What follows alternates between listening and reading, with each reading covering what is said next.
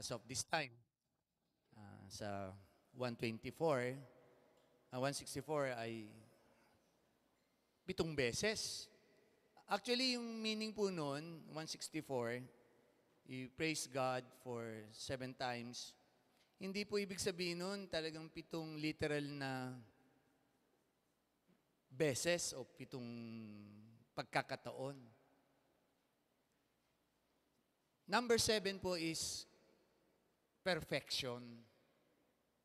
No? Symbolically. That's God's number. And hindi po 7 beses lang sa isang araw, but literally, the psalmist was declaring that perfection of our praise, ano po, sa bawat sandali ng ating buhay. And isa pong magandang paalala dahil today I start my new month. As I have said last month, August is my time, my highest calling to serve the Lord. And I would just like to somehow, again, statistically speaking, nostalgic mga memories. Para sa mga baguhan, the more you would get to know your pastor. And syempre, napakahalaga po na naroon ang mga backgrounder na ito para mahikayat ko kayo sa isang katotohanan. Tulad ng paghihikayat nung psalmist sa Psalms 117 at sa gagamitin po natin mga talata mamaya sa Psalms 119, Sister Jane. And bahagi po nung aking buhay, as I have said, nang iligtas ako ng Panginoon, 1984, may 6 na taon pa ako munang masasabing naroon sa kaligtasan lang ng Panginoon. Until 1990, yung highest calling po ni Pastor, hanggang sa oras na ito, ako po ay nakaka 34 years na nagpapastor nung August 1. Nire-rejoinder ko lang po muna para mas mai-relate ko yung sarili ko sa mga ngaral na ating pag-aaralan ngayon at gagamitin kong panghikayat sa inyong lahat, no? Sa pamamagitan ni Sister Michelle, ginamit yung pagtitipon na Bible study. Ako po ay nakinig-kinig lang. And yun na po ang pasimula ng lahat. As of to date, 40 years na po akong naligtas at 34 years na akong naglilingkod. So, nakaka 1 generation na po ako sa Panginoon. Ayan. 1 generation is 40 years. Okay? So, I thank the Lord for that. And bahagi ng mga dinaanan kong yan, no? 34 years na pagpapastor. God bless you sa mag-ate. Isa lang kayo sa mga kaagapay namin. Nag-post celebration po yung mag-ate. Kasi last Sunday, binigyan natin pagkakataon si Pastor Bong sa kanyang birthday. So sila, Balagoong last Sunday. Nag-giveaway po yung mag-ate kasi nga belated sa mag-ate. Ayan, salamat. Hindi po totoo yung sharing ni Sister Rosalie last Sunday na hiwalay na sila ni Brother Dennis. Nasa Pangasinan lang po si Brother Dennis. Ngayon nandyan na po, nakabalik na. August 28. Ayan, yan yun. Nagamit ka, Brother Dennis, last Sunday. And then, salamat ako din na nagkasal sa inyong dalawa at salamat hanggang sa oras na ito, nariyan pa rin kayo sa Panginoon. Sa atin naman, Sister Marie, nag-birthday po siya nung 30. No? So sila po ang nag-lead sa atin, magpuri. Yan, ha? Mag-alay ng mga pasasalamat natin. Muli, babalik ako dun sa tema ng ating pag-aaral, higit dun sa magtatapos na nating tema, 2 months actually to go. Although naghahanda na kami, kung mamarapatin pa ng Panginoon na hindi pa siya babalik, kasi sumasagsag po ang mga pangyayari sa panahon na, no? All this, yung mga tinatawag na international news, nakaugnay papunta talaga doon. And kahit ngayon, wag po kayo matakot na kahit yung MPAX nasa Calabarzon na. Atin po ang Psalms 91. Wala pong tunay na anak na Diyos na mapepeste. Ano po? Pag sinabi ko po mapepeste, yung mamamatay ka. Marami na tayong napatunayan yan sa ating mga kapatiran, pangyayari. So, nagre-rejoinder lang po ako ng mga ilang bagay na ina-acknowledge ko ngayon kasi ongoing po yung celebration ni Pastor on my 34th year. No? And thank you so much sa lahat na umaagapay kay Pastor. Tulad ni Moses, inagapayan siya nila Aaron, nila Joshua Nan, then sa panahon ni Pablo, mga Tito Silas, andyan po, Timothy.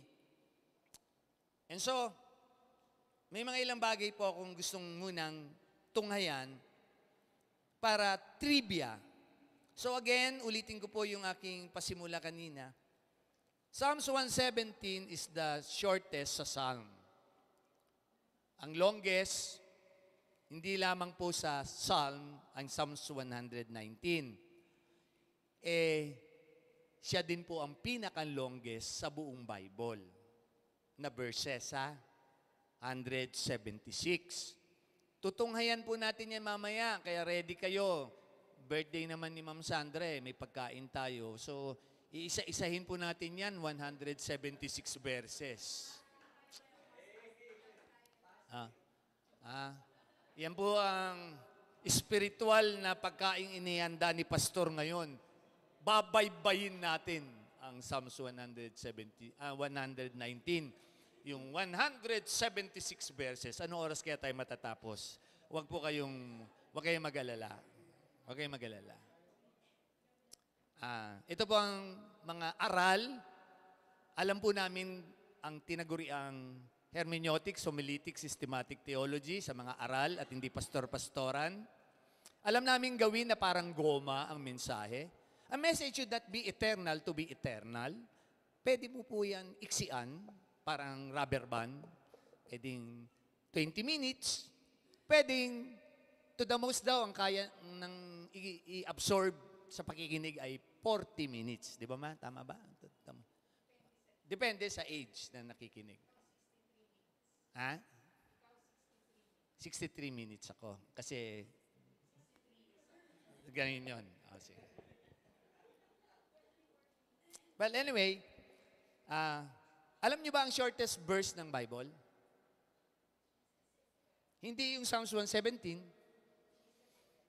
Yan, praise the Lord. Jesus wept. John 11. Di ba ma? Yun ang shortest. Grabe yun. Jesus wept. Umiyak ang Panginoon. Maraming mga katotohanan pong matutunghayan sa Biblia. Mga karanasan natin. And today, I would relate to myself. Para, siyempre, pagbigyan niyo muna si Pastor sa ilang aspeto dahil doon po ang puso ko ngayon I prophesied last week. Then, nangyari ng Lunes. Yung isa na namang katotohanan ng salita ng Diyos na may mga Kristiyano pa ring sinungaling. Yan. No? Kasi yung tinumbok ko last Sunday, paalala, pep talk, Psalms 117, nagpapahayag na isang dahilan para mapuri ang Diyos sa buhay, yung katotohanan ng kanyang salita. And to date, Psalms 119, pinakamahaba, still pareho po nilalaman. At ang key verse ko, Ma'am Jane, alam ko, paki-prefer po, prepare. 160. Ano sabi po sa 160? Thy word is true from the beginning.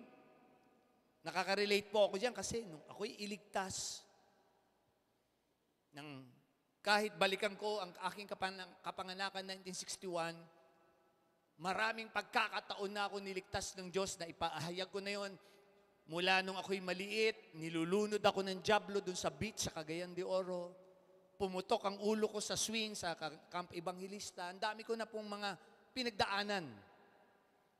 Noong aking mga high school days, although maingat si pastor sa mukha ko kasi talagang siguro iningatan yung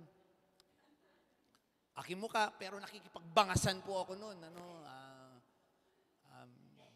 Hanggang mag-high school, college, andun po lahat ng mga pangyayari. Marami po akong peklat sa tuhod, dahil sa motocross, etc.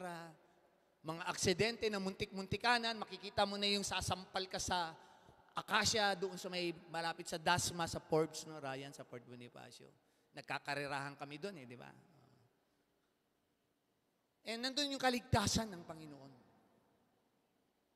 Marami akong katotohanan na napatunayan. Kaya pala ako niligtas ng Panginoon ay upang nga pong sa aspeto ngayon ng aking buhay, yung tawag niya ng paglilingkod.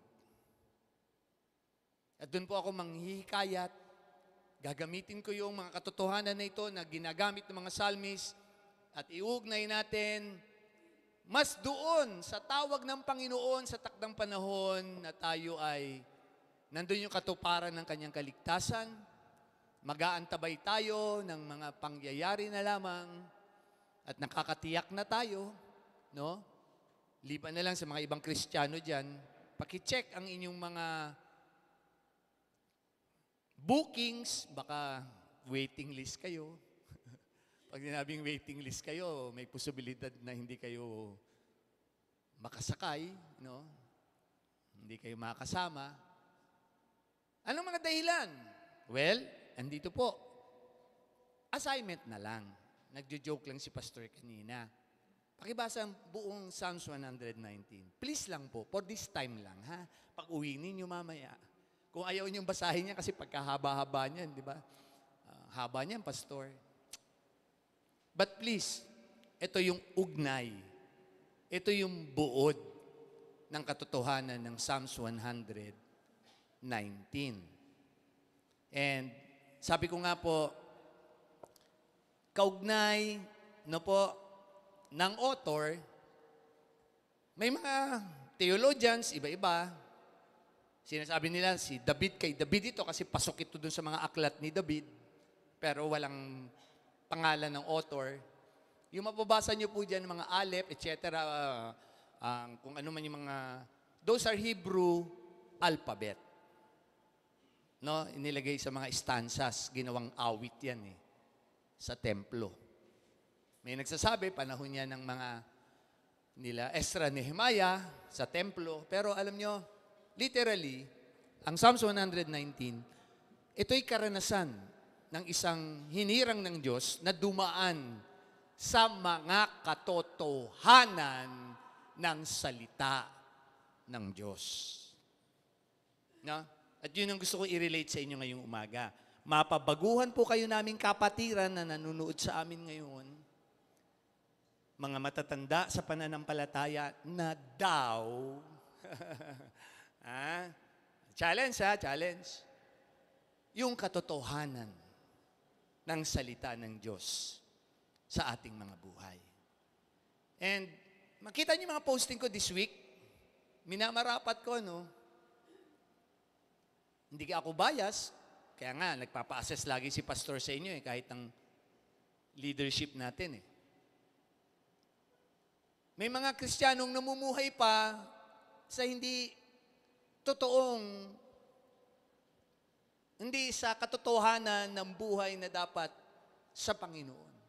Kaya nga yung term ko last week, ulitin ko yung word na sinungaling, it doesn't literally mean nagsisinungaling ka by word. In general yun di ba? Yung bang, in all aspect, sa level ng pananampalataya mo ganito na dapat ang katotohanan ng salita ng Diyos sa buhay mo, pero hindi pa makita. No? At ganun din yung ibang aspeto, no? Sa mga baguhan naman, intindido namin kayo per level of faith. At kaya nga yung pinost ko doon, ang ganda nung, Brother Danny, sa tayo makaka-order ng escalator na yun para meron tayo dito. Pagpagawa tayo nun. Saan tayo yun? Yung pinost ko, di ba? Ang ganda, no? Yung mapagkunwari na marami pa rin Kristiyanong mapagkunwari. And siguro para matigil na lang ako, pinadalan ako sa chat. Pero pinost ko di ba? Kasi pinapaawit ko talaga yung father of lies Pero hindi pala father of lies yun. Di ba? Marami pa rin Wala sa katotohanan. Yun ang meaning ni pastor. And gamitin ko lang po yung idea na when your pastor speaks here, yun po yung naging buhay ko for the past 40 years. Nang ako'y iligtas, ako'y tawagin sa mataas na tawag, the highest calling, although it is the hardest, but I praise God, it is the holiest calling. Kaya tulad ng mga ngaral dito, ganun siya magpahalaga. Okay po? Nasusundan niya ako, nire-relate ko yung damdamin nung mang-aawit na ito, ng psalmist na ito, o ng author na ito. Mga karanasan niya, nandaanan niya na, nire-relate ko sarili ko, nga Lord, 40 years. Grabe, mga pinagdaanan ko, wag na yung mga muntik-muntikanan ako. Yung mga pangyayari sa pamilya namin, God bless you again, Ryan, nandiyan ka. At pagpatuloy ka, Raya. Dalawa kong kuya, nagpatayan. Mga trahedya, mga rebelyon sa unang iglesia ang aking ginampanan. Naulit. Lahat na pagtagumpayan namin ni Sister Michelle hanggang last year, isang pampersonal namin, alam ng council yun na napagtagumpayan namin. At narito ang inyong pastor ngayong umaga. No? Pinapatunayan sa inyo na totoo ang salita ng Diyos. Maliban na lang,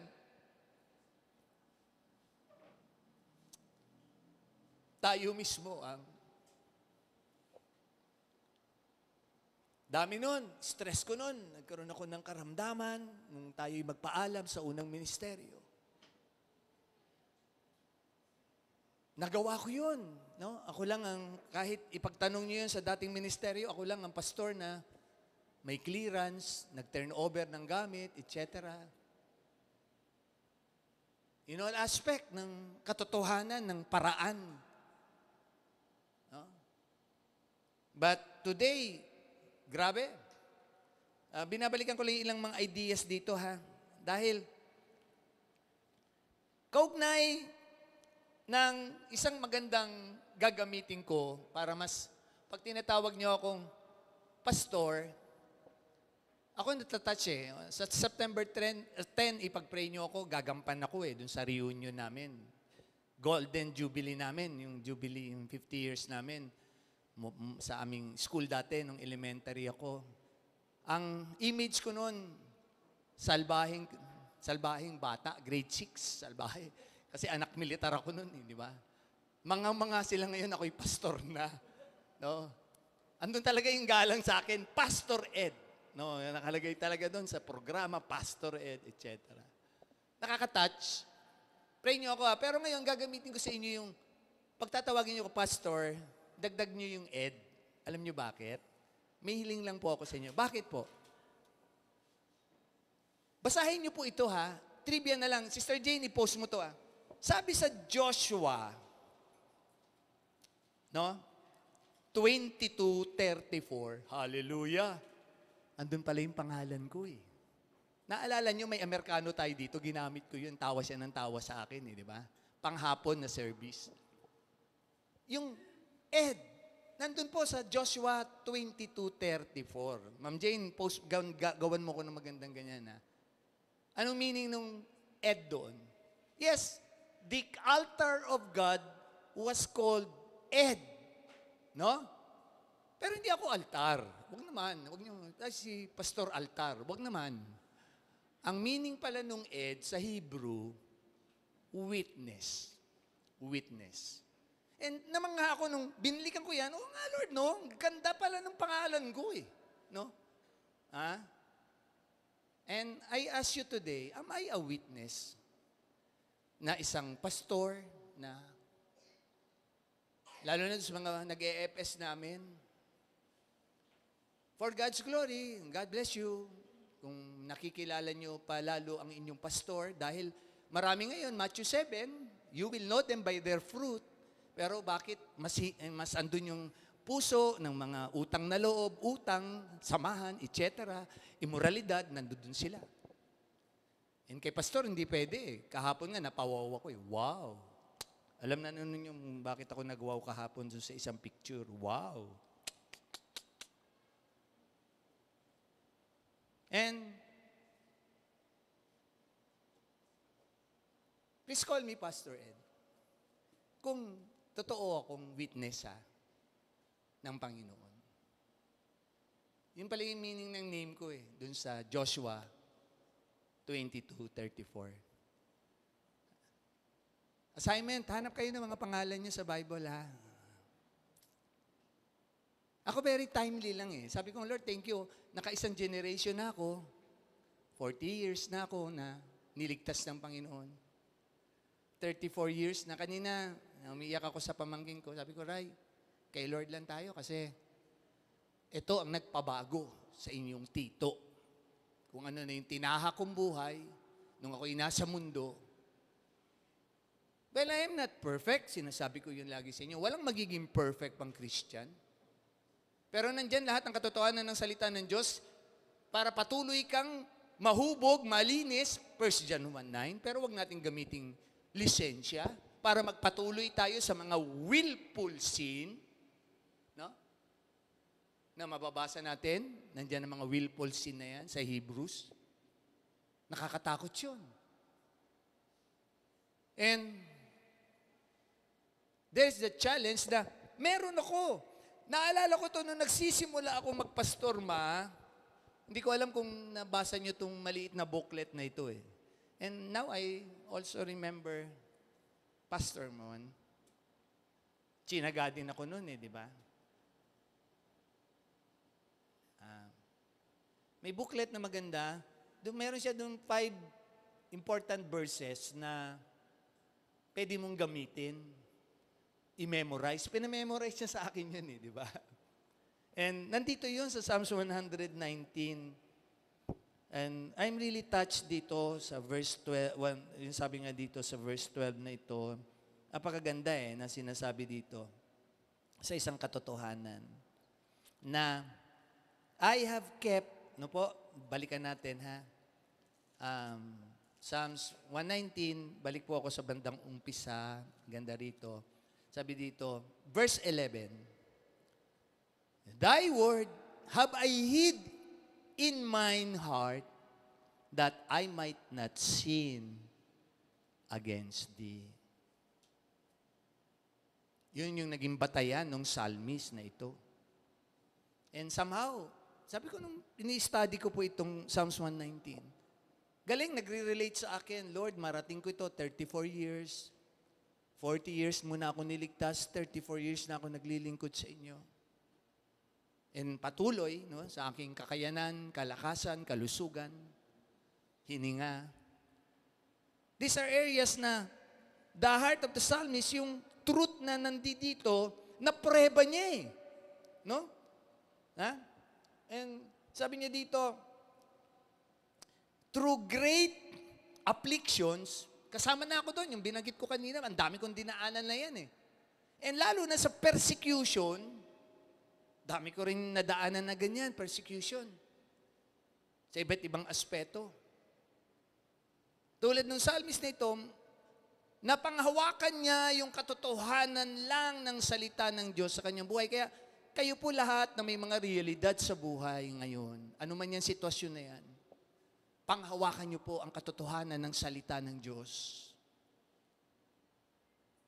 At ako po, yun yung pinapahayag ko ngayong umaga. Kaya ako po narating ito. At hindi pa po ako napapatumba ng diablo. Sabi ng mga nakakarating sa akin yun eh. Di ba? Tumba na si Ed, tumba na si Ed. Andito pa rin ako eh. Di ba? Masasaray ang holy and true kasi wala na yung magagaling na mga awit dyan. Nasaan ba ngayon yung magagaling na mga awit na yun? Nandito ulit eh.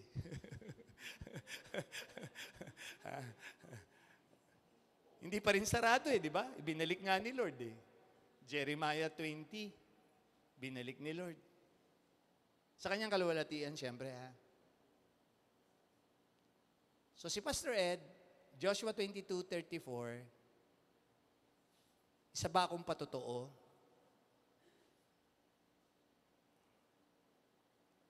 And wala akong pamamanik sa inyo kung hindi yung inyong agapay, marami pang pwedeng gawin eh. Dami pa. Wala na ako dun sa mga sitwasyon, issue. Alam niyo ba ngayon, talagang kaya nga hindi ako sumali sa showbiz eh. Ino-operan ako ng Viva Lumber at saka Sampaguita Bakery, hindi ko tinanggap. Pero hanggang ngayon, patuloy ang issue sa atin. Sabi ko nga, bakit ba ayaw nila? Kayong nanonood sa YouTube namin ngayon naman, makinig naman kayo. Ang sabi ko, mga hinayupak kayo. Wala akong binabanggit na pangalan. No? Pag sinabing hinayupak, inutil, useless kang hindi lang tao, but Kristiyano. Kasi wala kayo sa katotohanan. Diba? Bigat ng mga bitaw ni pastor ngayon, di ba? Hindi nyo kami kayang pag-awayin. Kasi totoo ang Diyos namin dito. No? Hindi nyo kami kayang gawan ng kwento. Isa na lang, pakiusap ko sa inyo. Aaminin ko pag sinabi nyo ang gwapo ni Pastor Ed. Aaminin ko yun.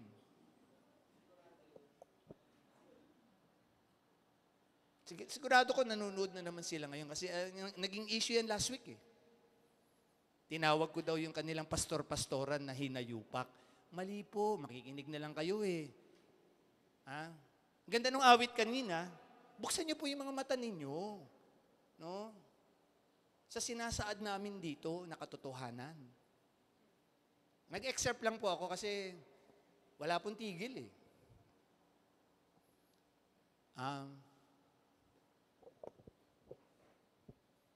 And sabi po ng Bible,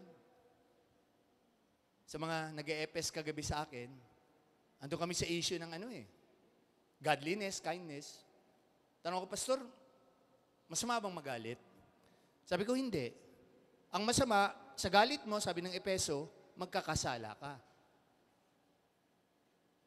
Ang wag lang na magkakasala ka, makakapagsalita ka ng mura, no? At hindi totoo yung sinasabi mo. Kung totoo yung sinasabi ko, mga hinayo pa kayo, so hindi ako nagkakasala.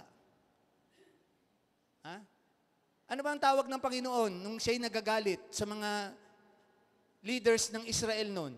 Mga ipokrito kayo, mga anak kayo ni Satanas, mga ulupong kayo, mga hangal kayo. Mura ba yon? Hindi yun mura. Right words yun. Ginamit ko na illustration dati yun eh. Pag medyo prophet si pastor. Yung wicked, pag tinagalog mo, walang iya talaga ang meaning nun. Hindi ko pwedeng pagandahin yun na hindi sila mabait na tao. Bangkalas eh.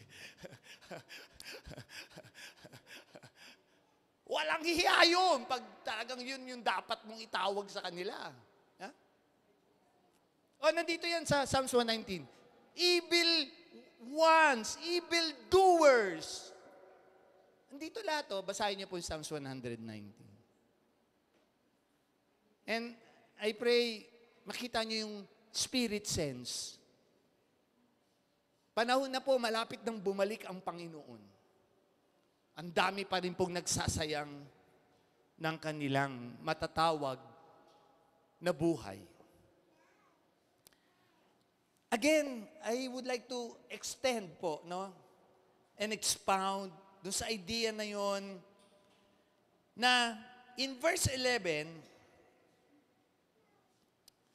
napakaganda po ng mga katotohanan nasama ng mga ilang bagay, no, na kinakailangan, daanan ko lang po yung mga ibang verses na ito, Ma'am Jane, para mas magamit ko sa pagpapahayag. In verse 11, sabi nga po dyan, yung salita na yon na nasa puso natin, and then, tinalon ko po yan, no, napakaganda po niyang aspeto na yan, sa verse 29, ayan, hanggang 30. Ayan na naman si Pastor. Ano ba ang contrast ng truth of God's Word? Balik at balik ako sa puso ko last week. Liars go to hell. Sabi po dito sa verse 29 hanggang 30, daanan lang po natin itong mga ilang bagay na ito. Napakahalaga po Mapahiram pala ng salamin ko. Sorry. Sorry. Ay. Pasensya na po. Na-excite na si Pastor. Pero alam ko kahit may salamin naman ako, gwapo pa rin po ako, ha? Sana mini-maintain ko na wala akong salamin, pero kailangan talaga So here, remove from me the way of lying, and grant me thy law graciously. I have chosen the way of truth, holy and true Christian fellowship. Thy judgments have I said before me. Hallelujah. So, hindi ko na-expound, tatagal Nakadiin na ako last week dun sa mga sinungaling Verse 69, even though sa panahon ng mga persecution, I always say, and hanggang verse 71, thank you, saramhamida po, lalo po akong tumatag sa Panginoon. Ayan po yun. Yan yung sinasabi ng psalmist. Nakarelate talaga sa akin, Lord, thank you. Kaya nga lahat ng mga kapatid na nagkaroon ako ng concern dati, yun ang binabalik ko sa kanila Nagtataka pa nga sila pinapasalamatan ko sila Siguro, natouch nga ako dun sa isang kapatid, umiyak pa sa akin. Sabi ko, talaga bang nakakaiyak ang mukha ni Pastor? Diba? Kasi, no? Thank you. Kailangan kong danasin ang mga pangyayari upang mas naging matibay ako, matatag ako sa Panginoon. Dahil nasubok ko ang katotohanan ng salita ng Diyos. I pray, nare-relate yung mga sarili nyo ngayon sa mga sitwasyon ninyo. Bata man kayong Kristiyano ngayon o baguhan kayong Kristiyano. So I pray sa isang bagong makakasama natin, Brother Freddy, ganito mangaral si Pastor Baka biglang isipin mo, bakit nung kumakain kami dito ang bait-bait ni Pastor, bakit ngayon ang tapang ni Pastor?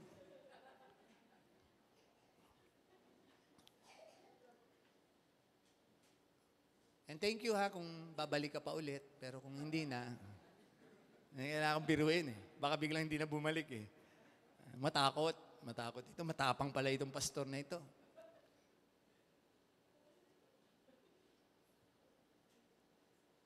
Hindi ako kasi yung pastor na mangungunsinti ng mga mali.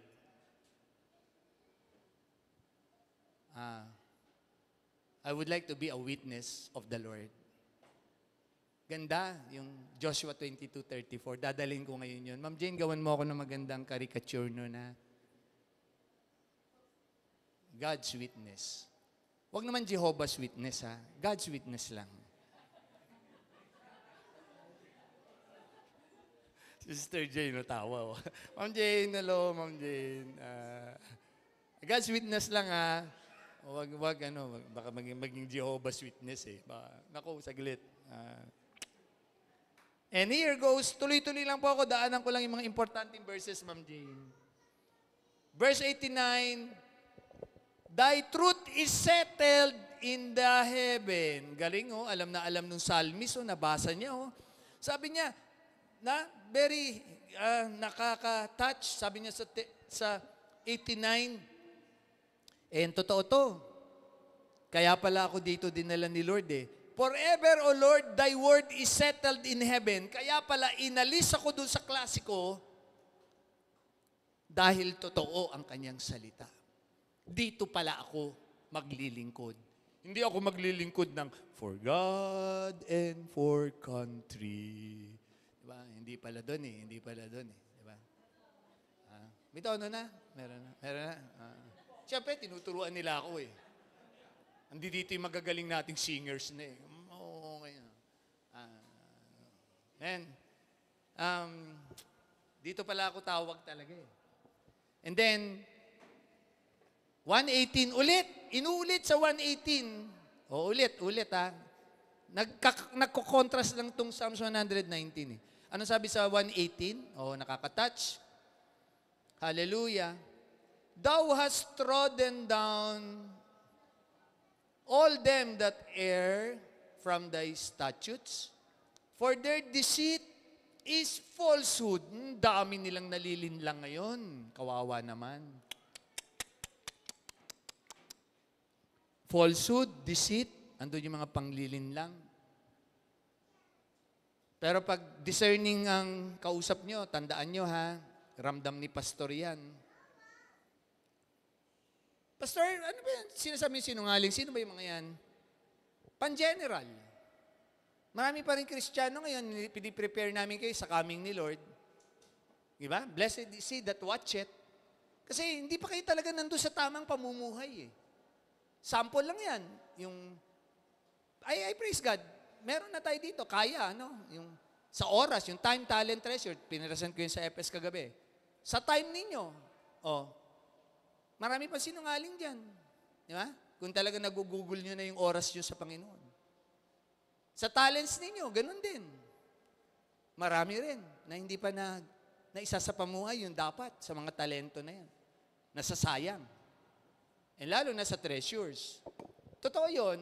Kung mamarapating nga lang namin, dati yun ay isang naging desisyon ng council Pero hindi tayo katulad ng mga ibang reliyon, sa pilitan, di ba? Ang kanilang mga tithes. Tayo dito talagang gusto ni Lord, cheerful giver. Pero totoo yun, kahit sa mga Christians. Marami pa. Akala mo nagtatites na, pero hindi pa yun yung totoong tithes nila. Hindi yun yung totoong sweldo nila. Sample lang yun. Turuan ko kayo. Alam nyo, pag kayo ay doon sa sweldo, babawasan siyempre ng SSS yan, yung tax ng gobyerno. Pero dapat, kung ano yung talagang kabuuan dapat ang sweldo mo, kung 20,000 yun, 2,000 yun kahit binawasan na yun ng mga kasi binawasan na po ng mga SSS tax, etc. Okay yun, intindido yun. Baka hindi nyo alam. Hindi kayo naturuan ng tama. Pero meron po na talagang, I am really blessed today. First time ko to maliban doon sa mga talagang subok ko na. Natatouch ako dito sa isa nating kapatid na, di ba pinupost ko? 2 yung trabaho niya, 2 yung tithes niya. Sabi ko nga sa kanya, kapatid, baka lumagpas ka na sa langit, ha? Kaya eh, di ba? Kung mahal nyo ang Panginoon. 1 John 4. Kung mahal natin Panginoon, walang mahirap gawin para sa Panginoon. Kaya nga minsan nagcha-challenge ako sa inyo eh. Mabuti pa yung mga I gonna knock on your door eh, nagbibigay ng leaflets eh. Pero tayo, kamusta kaya tayo? Nagsishare ba talaga tayo? Di ba? Sa mga nakakausap natin, sa trabaho natin, kaopisina natin, kaeskwela natin. Nagsishare ba talaga tayo?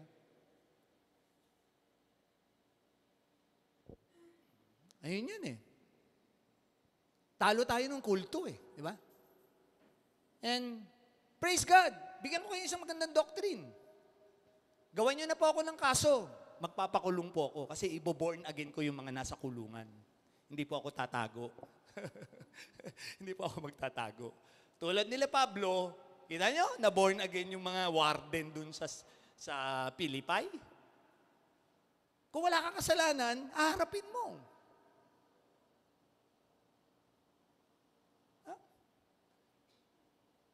Yung mga spirit sense po, tignan ninyo. Sino tong mga nangangaral na ito, namamalakad na ito ng mga, ang term ko nga doon, church-churchan nila. And,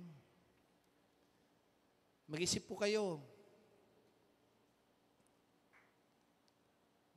Malapit na pong bumalik ang Panginoon. Magsisi na po kayo. And here, sa inyong falsehood, deceit, panlilinlang sa mga tupa ng Panginoon, malaki pong pananagutan, James 3. But here in 128 again, in 142, mga ending verses na lang po ito. Minamaximize ko po yung oras natin.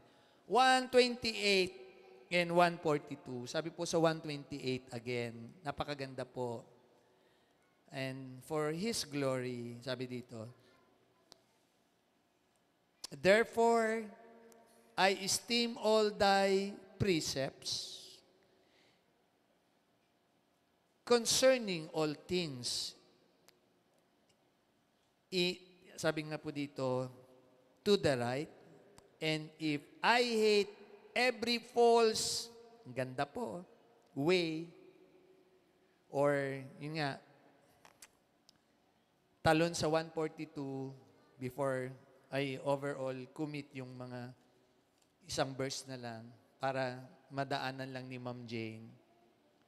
142, sabi po dito, napakaganda.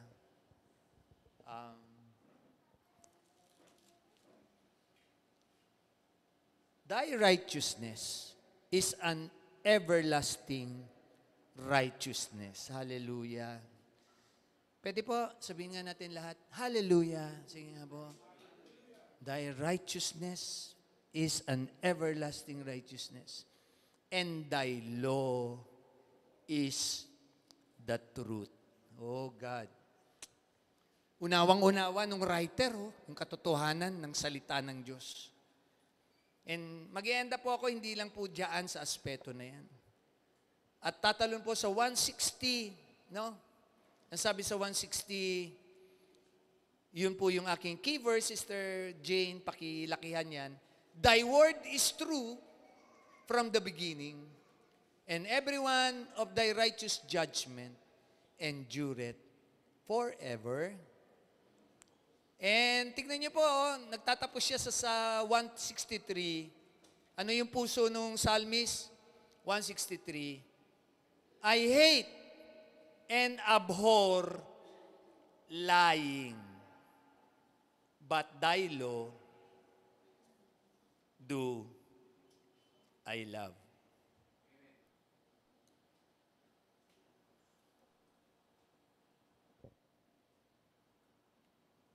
Please pray for me as your pastor.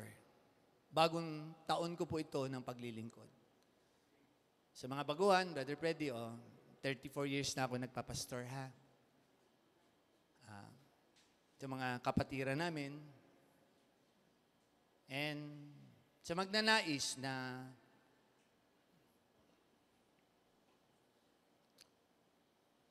harapin si pastor sa mga katotohanan ng salita ng Diyos na ito. Iniiwan ko lang po sa inyo ang isang napakahalagang aral. Hindi lang po totoo ang salita ng Diyos. Pakisabi sa mga katabi ngayon, hindi lang totoo ang salita ng Diyos.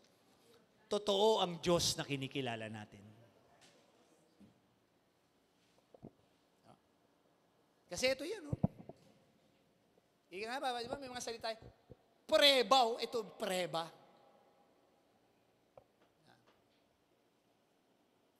And siyempre, as I encourage you all, kahit yung mga mapapadaan sa aming YouTube, biglang mapapanood nyo kami, we hope, nadagdagan po namin kayo ng kaalaman. Kahapon po, last illustration ko lang to, napadaan ako sa isang reel ng ano. Kasi nagmo-monitor ako ng mga current events. Ganyan si pastor nyo nagtitingin ako. Grabe Apostolic Ministry.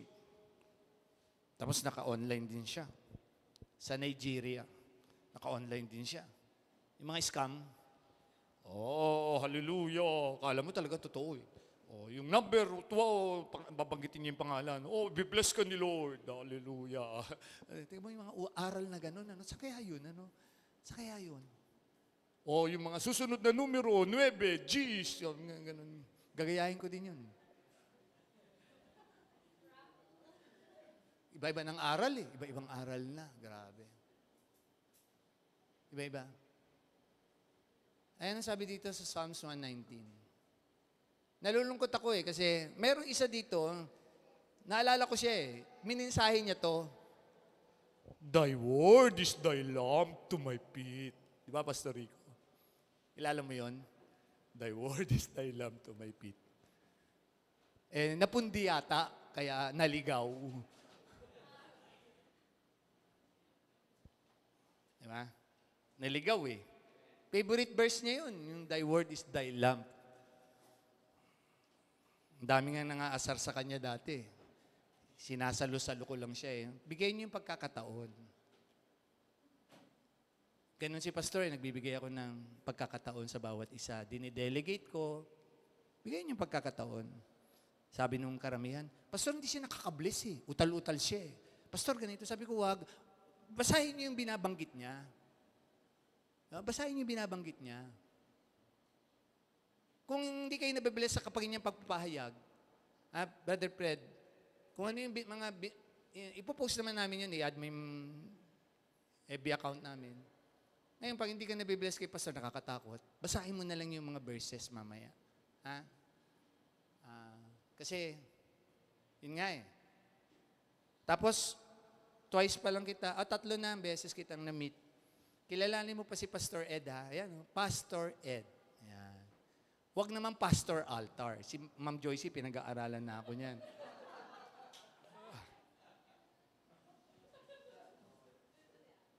Welcome back, Ma'am. Nakaraos na po si Ma'am Joyce.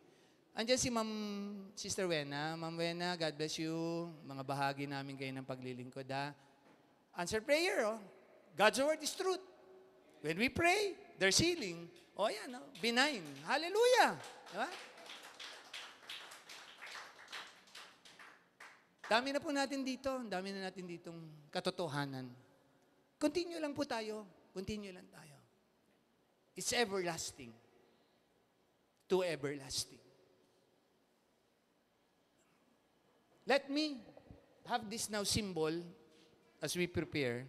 Nag-leading lang po ako sa mga nasa tahanan po. Pakihanda na po ang inyong mga tinapay, mga elemento. This is our first Sunday. So, marapatin siguro na gamitin ko simbolo ito. Sa iba, pinagdududahan nila ngayon mga ibang churches. Hindi na ang turo nila si Kristo, ang daan lang Iba-iba na, mga programa na. Nakakalungkot na. At, di ba last Sunday, nag-pep talk ako? Eto na naman si Sister Michelle nung isang gabi, Friday. Kasi siya magtuturo kahapon sa children. Pag ganito yan di ba sabi doon pa, tapos kanina papunta kami dito, meron na naman siyang bagong issue. Sabi sa akin pa, di ba sa kultura ng Hudyo, hindi ito totoo ate, Christian na tayo Sa kultura ng Hudyo, double portion ang panganay Kaya nung binenta ni Esau yung kanyang champurado, no, firstborn right, ha? Wala ka ng bahay. Pag pinatupad namin yun, lumantipan yun. Huwag kang mag-alala. Ang sabi ng mensahe ko nung ako'y tumayo bilang sa aking 34th year, God is impartial. Pantay-pantay sa Diyos. Okay? At paggagawa natin yung last will and testament namin, pantay kayo. At sabi mo kay ate, ate, hindi tayo Hudyo. Mga trivia lang po yan. Tawanan kami. Sabi ko, mahalaga kaligtasan. Huwag natin pagdiskusyonan niya mga, mahilig siya kasing magtingin ng mga, na-observe nyo ngayon yung mga ganon. Huwag natin yan. Tiyakin nyo lang na hindi makaka-apekto sa inyong kaligtasan ang mga doktrina. Katulad nun, saan bawal ang dugo? Sa bagong tipan, ipanalangin mo lahat. Ang sarap-sarap ng dinuguan nila mamian. Oh. Siya ang sanhi ng kasalanan. Di ba? Ang nagpapakain. Oh. Pero alam nyo, anything. Pero meron naman talagang reality yun sa medical science. Madumi ang dugo. Di ba? Pero, wag lang talaga yung, alam natin hindi dapat kainin. Ahas, daga, palaka. Hindi naman yung para talaga kainin. But, dadating ang panahon, turuan ko na ng doktrina yung mga maiiwan na, kayong mga maiiwan sa Great Tribulation. No? Turuan ko na sila, sir. Ito isang doktrina. Sabi ng Jeremiah, kakainin nyo ang inyong mga baby sa gutom. So, bago kayo kumain ng inyong mga baby, pasalamatan nyo muna. Sabi ng Timoteo, pasalamatan nyo muna, nakakain kayo ng baby ninyo. Sarcastic po si pastor doon, di ba? Yung sa isa kong posting. Nakita niyo yung isa kong posting, yung sarcastic, no? Holy into is sarcastic, yung tinuturuan ka pero nililinlang ka. Nililinlang ka. Dami ng katuruan ngayon. Pero ito po isang katotohanan, no? Ano ito isang katotohanan? Namatay si Kristo para sa ating kasalanan. Siya'y muling nabuhay, at siya'y muling babalik.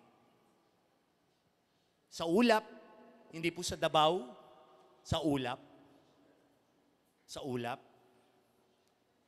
Asan si Aya? Olalalap. Si Olalalap. Si Wawap. Si Olap. Sa ulap, bababa ang Panginoon.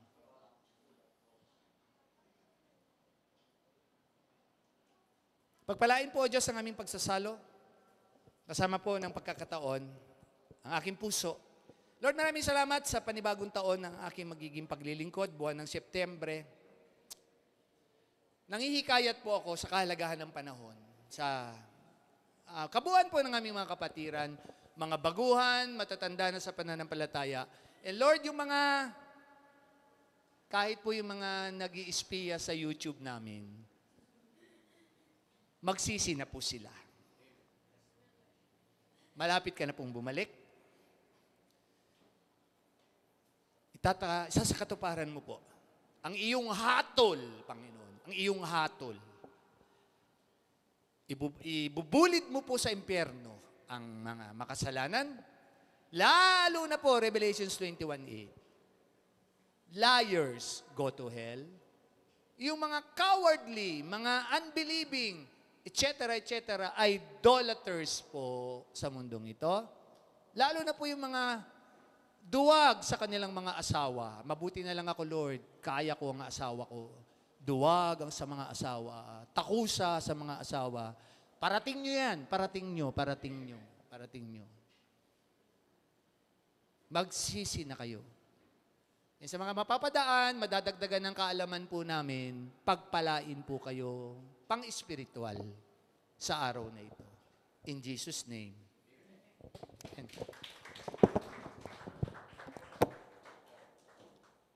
Go ahead, ma'am. The worship team.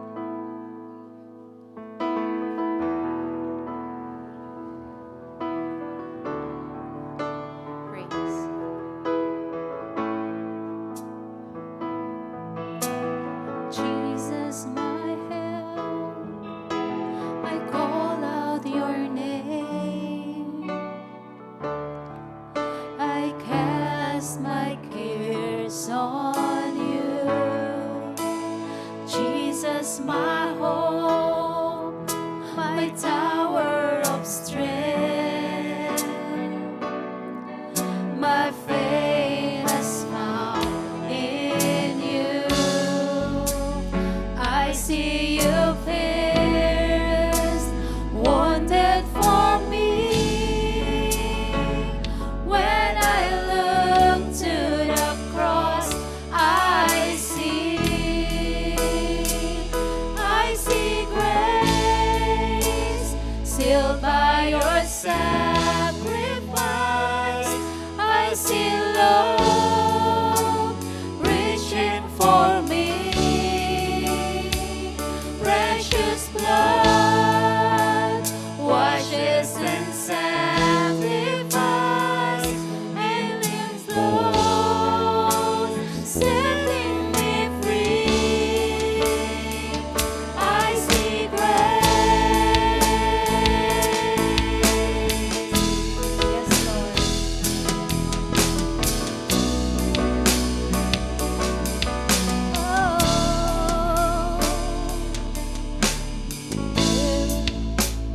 Bearer of sin, afflicted and tried, you paid redemption's price. Bearing my curse, you set me on high. Your death has brought me life. I see you pierced, wounded for me. Yes, Lord. When I look to the cross, I see grace sealed by your sacrifice. I see love reaching for me. Precious blood washes and sacrifice, healing flows, setting me free. I see grace sealed by your sacrifice. I see love reaching for me. Precious blood washes and sacrifice, healing flows, setting me free. I see grace.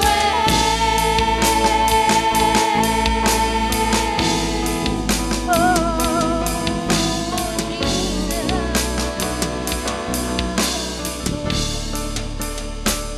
I see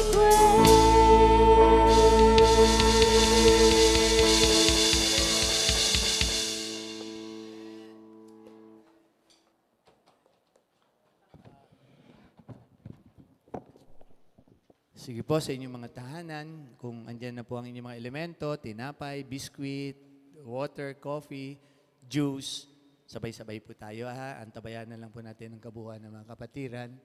So sa mga baguhan, siguro hindi naman siya bago, Brother Dan, ano? Sanay ka na sa ating breaking of the bread.